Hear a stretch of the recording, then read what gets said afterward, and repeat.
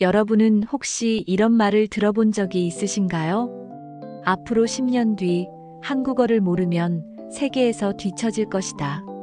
지난해 유엔 본부에서 열린 세계 경제 포럼 193개국 대표들이 지켜보는 가운데 노벨 경제학상을 수상한 석학이 떨리는 목소리로 이 한마디를 던졌습니다. 순간 회의장은 얼어붙었고 곧 폭발하듯 웅성거림이 터져나왔습니다. 말도 안 된다. 조작이다. 작은 나라 한국이 왜? 특히 중국과 일본 대표단은 즉각 반발하며 단상으로 달려들었고 서구 언론 기자들까지도 황급히 타이핑을 멈추고 서로의 얼굴을 바라봤습니다. 그러나 그 경제학자가 스크린에 띄운 다음 장면을 보자 모두는 더 이상 아무 말도 할 수 없었습니다. 거대한 지구본 위에서 붉게 빛나는 작은 반도, 그리고 그 위에 떠오르는 문구. 한국은 인류가 가장 먼저 미래에 도착한 나라다. 저는 그 자리에 있던 수많은 사람 중 한 명이었습니다. 평범한 연구원 제이콥 밀러.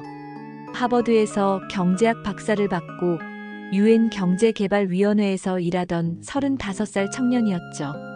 솔직히 말하면 그 전까지 제 머릿속에서 한국은 단지 삼성, 스마트폰과 K-팝 아이돌의 나라일 뿐이었습니다. 중국은 인구 14억의 거대한 경제, 일본은 150년 근대화의 경험. 그들에 비하면 인구 5천만의 한국은 그저 작은 나라에 불과했죠. 그런데 왜 노벨상 수상자는 한국이 이미 미래에 도착했다고 말한 걸까? 저는 의심 반, 호기심 반으로 한국 자료를 열람하기 시작했습니다. 처음 본 것은 1950년대 사진.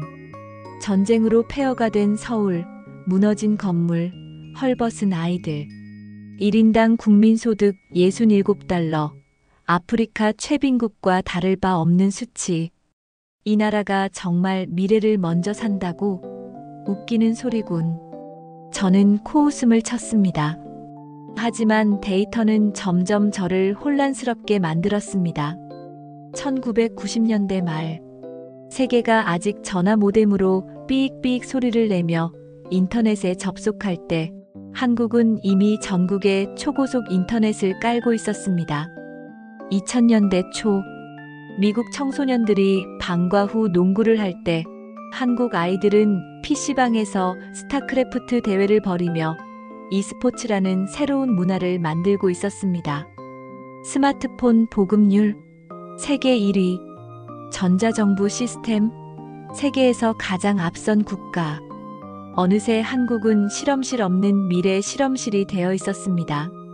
세계가 아직 준비조차 못한 시스템을 한국인들은 이미 일상처럼 쓰고 있었죠. 저는 머리를 흔들었습니다. 이건 단순한 기술 발전이 아니야. 뭔가 다른 힘이 있다. 그리고 저는 코로나19 당시의 기록을 열어보게 됐습니다. 전 세계가 봉쇄와 혼란에 빠졌던 2020년, 한국은 세계 최초로 드라이브스루 검사를 도입했고 전 국민이 단 몇 주 만에 온라인 수업으로 전환했습니다. 선생님과 아이들이 화면 속에서 만나는 모습, 노인들이 스마트폰으로 방역 알림을 확인하는 장면. 그 모든 것이 위기 속에서도 혼란이 아닌 질서와 연대로 이루어지고 있었습니다. 그때 저는 깨달았습니다. 한국은 단순히 IT 강국이 아니라 디지털 사회를 가장 먼저 살아낸 인류 최초의 집단이라는 사실을요. 하지만 저를 더욱 충격에 빠뜨린 것은 따로 있었습니다. BTS. 처음엔 그저 아이돌 그룹이라고 생각했습니다. 그러나 그들의 팬덤 ARMY를 조사하면서 저는 경악할 수밖에 없었습니다. 이들은 단순히 음악을 소비하는 집단이 아니었습니다. 세계 각국에서 동시에 자발적으로 모금하고 사회적 운동에 참여하고 SNS에서 한 목소리로 캠페인을 벌이며 심지어 인권 문제와 기후 변화에까지 행동으로 나서고 있었습니다. 이건 국가를 초월한 초연결 집단 지성이었습니다. 그리고 그 중심에 한국이 있었습니다. 그날 밤 유엔 본부 자료실에서 홀로 앉아있던 저는 오래된 메모 한 장을 발견했습니다. 1953년 전쟁 직후 유엔 보고서의 한 구석에 적힌 손글씨. 이 나라는 자원도 기반도 희망도 없지만 이상하게도 절망하지 않는다. 폐허 속에서도 아이를 학교에 보내려 하고 한 줌의 쌀이라도 서로 나눈다. 그들의 눈빛에는 미래가 있다. 순간 전율이 온몸을 훑었습니다. 1950년대 전쟁 속 아이들, 1990년대 PC방의 청소년들, 2020년대 코로나 속 온라인 수업의 아이들, 모두 같은 눈빛이었습니다. 우리가 함께라면 미래를 만들 수 있다. 신사숙녀 여러분, 우리가 오늘 이야기할 것은 단순한 경제 성장이나 IT 성공 스토리가 아닙니다. 한국이 어떻게 인류의 미래를 먼저 살아낼 수 있었는지, 왜 이 작은 나라가 세계 석학들을 충격에 빠뜨렸는지, 그리고 그 속에 숨겨진 숫자가 아닌 사람들의 이야기입니다. 자, 이제 그 믿을 수 없는 증거들을 하나하나 공개하겠습니다. 한국을 이해하기 위해 저는 먼저 1990년대 자료부터 다시 살펴보았습니다. 그 시절 전 세계 대부분의 가정은 여전히 전화선에 의존해 인터넷에 접속했습니다. 삐잉 치지직. 몇 분을 기다려야 겨우 한 페이지가 열리던 시대였죠. 그런데 한국은 달랐습니다. 세계 최초로 전국에 초고속 인터넷망을 깔았고 아이들은 집과 학교 그리고 PC방에서 동시에 미래를 경험하고 있었습니다.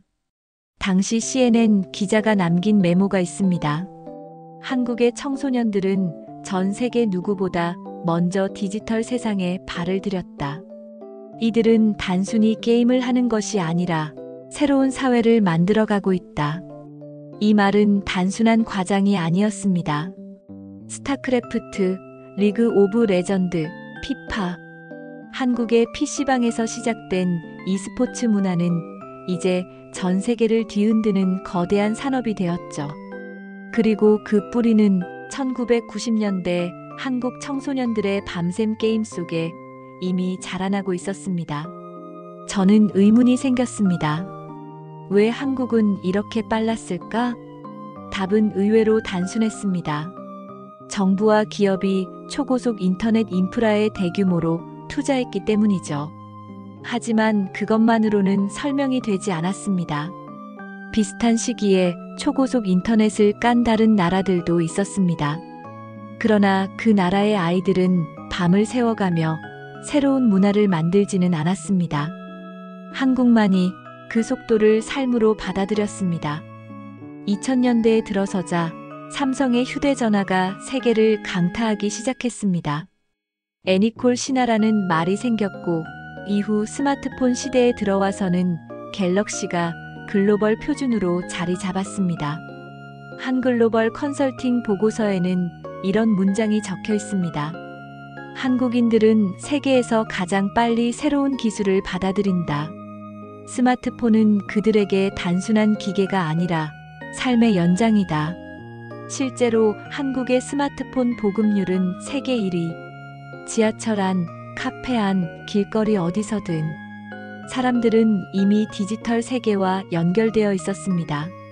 그러나 더 놀라운 건 교육이었습니다. 한국의 초등학생들은 이미 2000년대 초반부터 컴퓨터로 숙제를 하고 교사들은 전자칠판으로 수업을 진행했습니다. 세계가 여전히 종이 교과서를 쓰고 있을 때 한국은 디지털 교과서를 시험하고 있었습니다. 국제보고서에는 이런 평가가 있습니다. 한국 학생들은 미래 사회의 훈련병이다.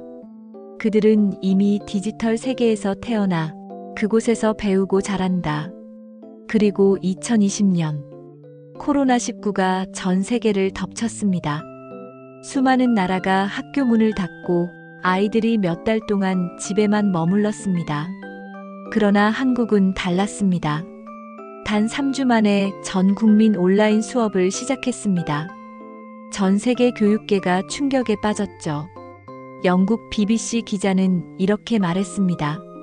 우리는 아직 시스템을 고민하는데 한국 아이들은 이미 집에서 선생님과 연결되어 있다.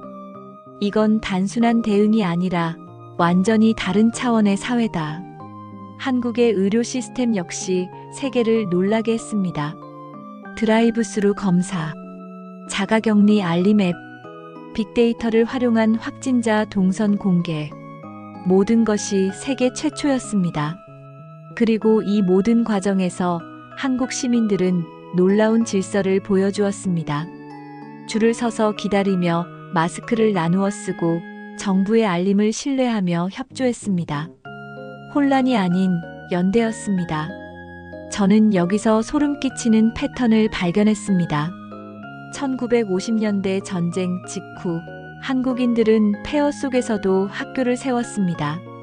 1990년대 IMF 위기 때는 수백만 명이 금을 모아 나라를 살렸습니다.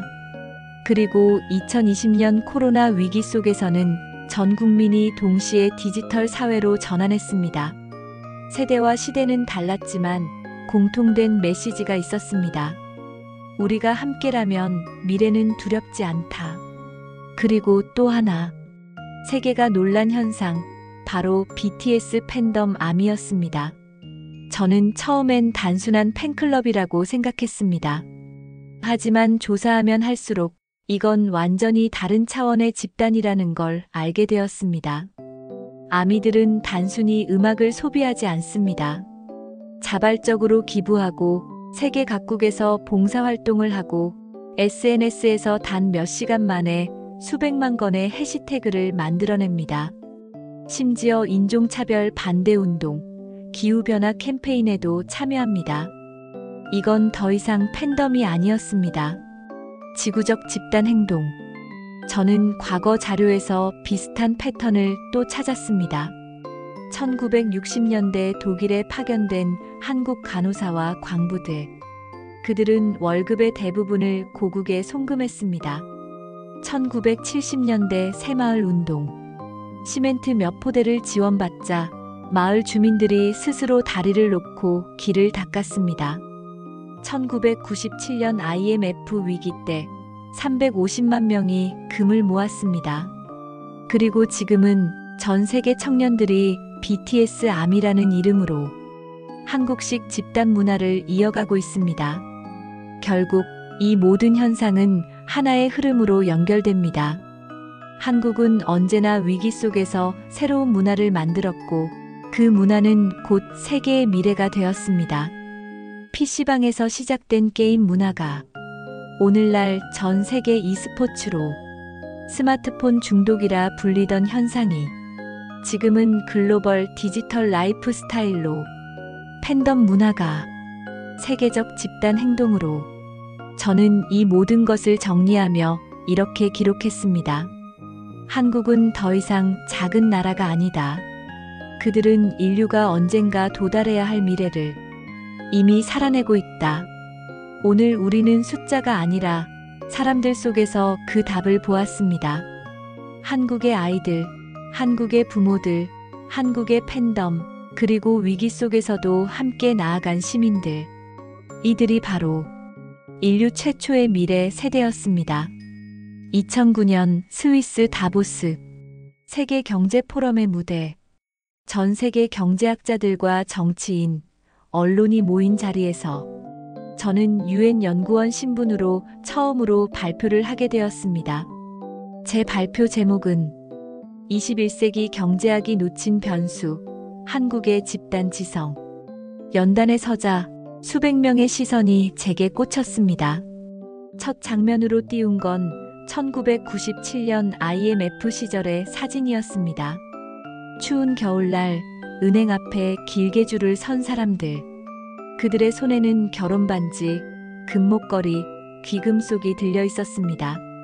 저는 말했습니다. 1997년 한국은 국가부도의 위기에 몰렸습니다. 그러나 단 3개월 만에 350만 명이 자발적으로 금을 모았습니다. 227톤, 당시 가치로 21억 달러. 이것은 세계 경제학 교과서 어디에도 없는 현상이었습니다.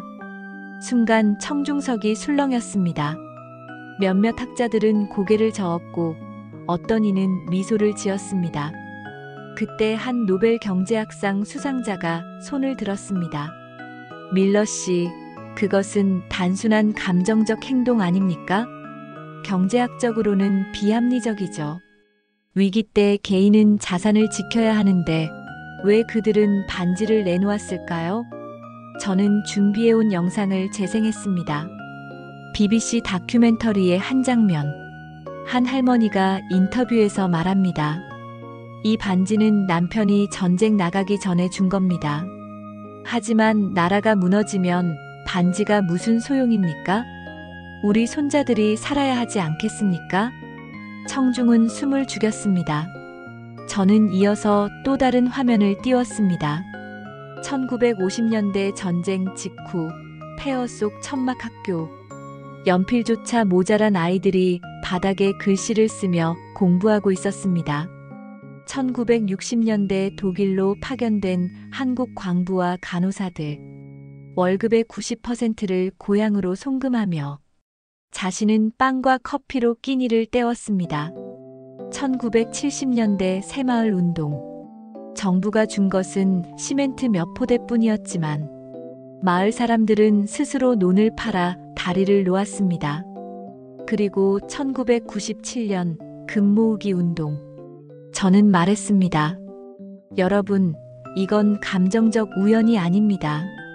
70년간 일관된 패턴입니다. 개인의 현재를 희생해서 집단의 미래를 만드는 것. 이것이 한국인의 코드입니다.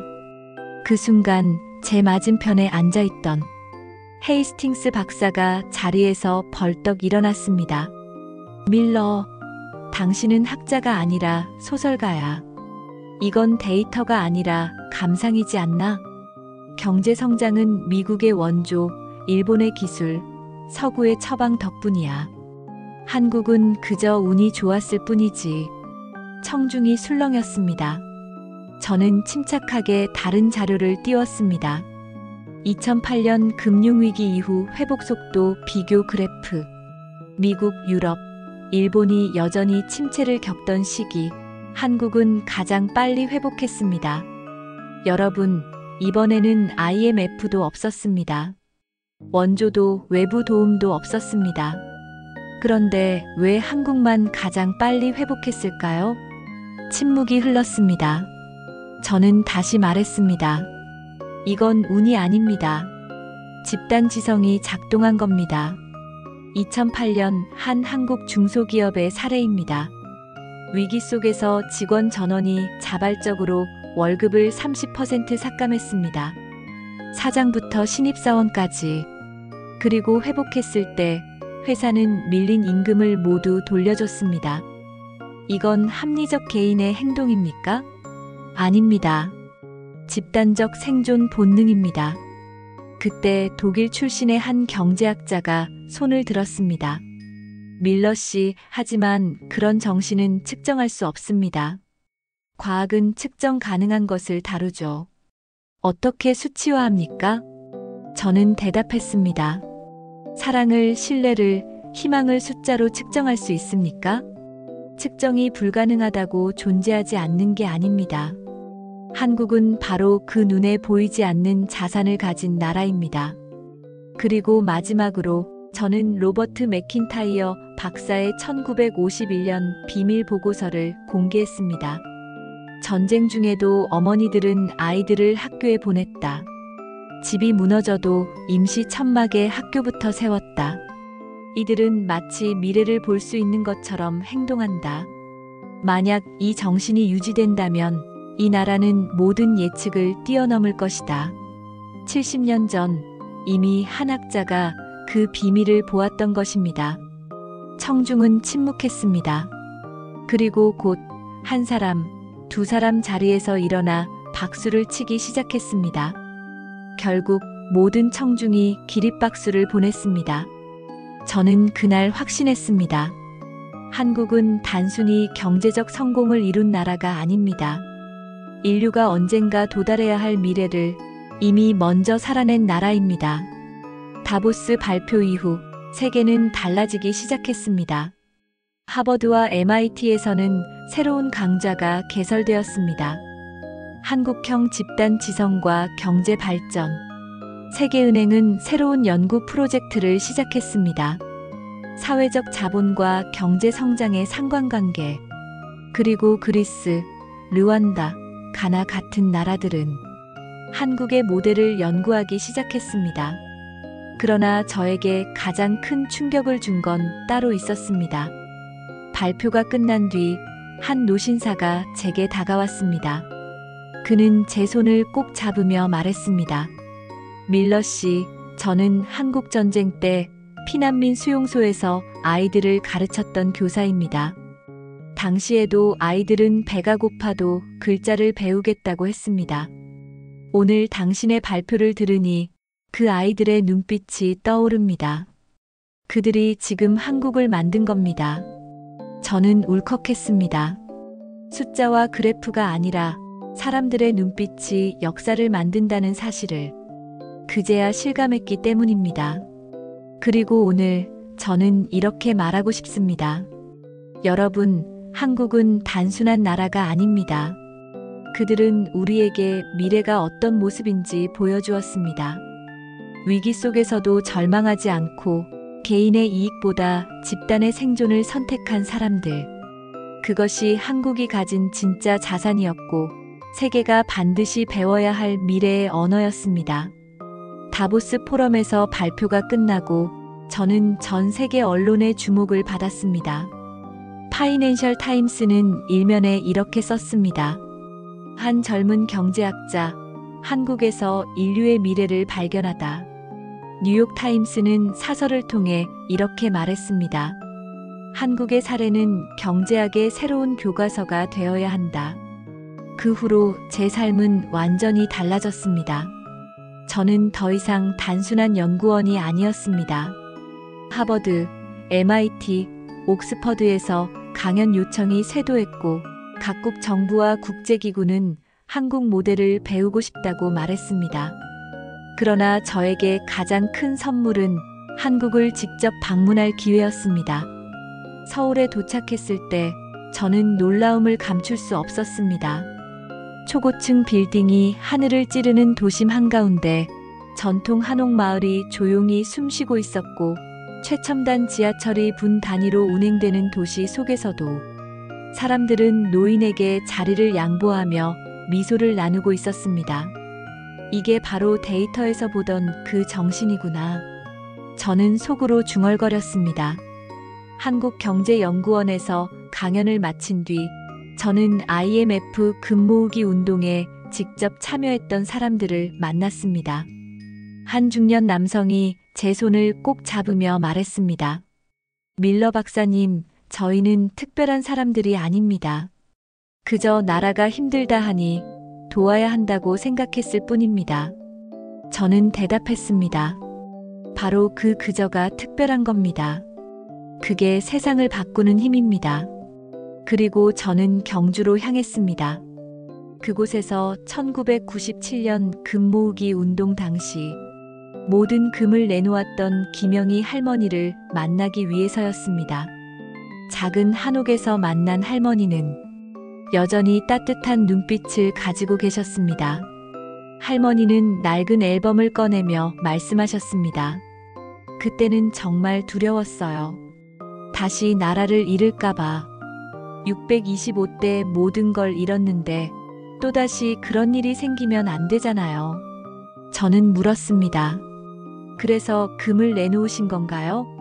할머니는 고개를 저으며 대답했습니다. 금 때문이 아니에요. 제 아버지가 독립운동을 하다 돌아가셨거든요. 그때 남긴 말씀이 있어요. 나라가 있어야 내가 있다. 저는 그 말을 평생 가슴에 품고 살았어요. 그래서 금을 내놓은 거예요. 옆에 앉아있던 아드님이 말했습니다. 저도 당시 대학생이었는데 아르바이트에서 번 돈을 전부 기부했습니다. 엄마가 반지를 내놓는 걸 보고 부끄럽지 않으려면 저도 해야겠다고 생각했죠. 할머니는 미소를 지으며 덧붙이셨습니다. 우리 집만 그런 게 아니에요. 옆집도 앞집도 온 동네가 다 그랬어요. 마치 축제 같았죠. 물론 눈물 나는 축제였지만 그 말을 듣는 순간 저는 가슴이 뭉클해졌습니다. 이건 단순한 경제적 행동이 아니었습니다. 이건 사랑이었고 연대였고 미래에 대한 믿음이었습니다. 돌아오는 길 택시 기사님께 이런 질문을 던졌습니다. 아저씨도 금 모으기 운동에 참여하셨나요? 그는 당연하다는 듯 웃으며 대답했습니다. 그럼요. 결혼 반지까지 냈죠. 아내가 울면서 빼더라고요. 근데 지금은 다시 더 좋은 걸로 사줬습니다. 후회하냐고요? 절대요. 그때 우리가 안 했으면 IMF가 10년은 더 갔을 겁니다. 우리가 했으니까 3년 만에 끝난 거죠. 그 순간 저는 확신했습니다. 한국은 단순히 빠른 경제 성장을 이룬 나라가 아닙니다. 사람이 사람을 믿는 힘, 함께라면 살아남을 수 있다는 믿음으로 세대를 이어온 나라였습니다. 한국에서의 경험을 마치고 돌아온 뒤 저는 새로운 책을 집필했습니다. 제목은 경제학이 놓친 변수, 한국의 집단 지성과 미래. 그 책은 곧 세계적인 베스트셀러가 되었고 15개 언어로 번역되었습니다. 책의 첫 문장은 이렇게 시작했습니다. 경제는 숫자가 아니다. 경제는 사람이다. 몇 년 뒤 노벨 경제학상 시상식에서 수상자가 연단에 올라 제 연구를 인용하며 이렇게 말했습니다. 한국의 사례는 우리에게 가르쳐준다. 진정한 부는 은행 계좌가 아니라 사람들의 마음 속에 있다. 저는 그때 눈물이 났습니다. 한때 한국을 비웃던 연구원이었던 제가 이제는 한국을 통해 인류의 미래를 설명하고 있었으니까요.